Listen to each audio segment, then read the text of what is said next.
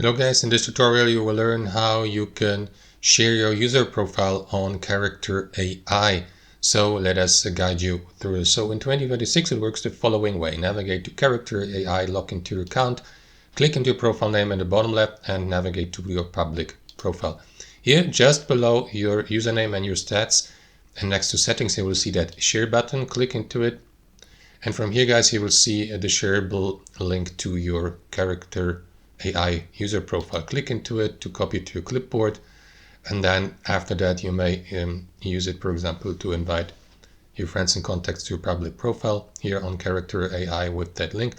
There are also these widgets like WhatsApp, for example, LinkedIn, X, Gmail, and so on and so forth. If you'd like to send the invitation of that with that invitational link here directly via these widgets, so make sure that you log them with the given accounts, and then you will be redirected to these widgets, or sorry, to these social medias.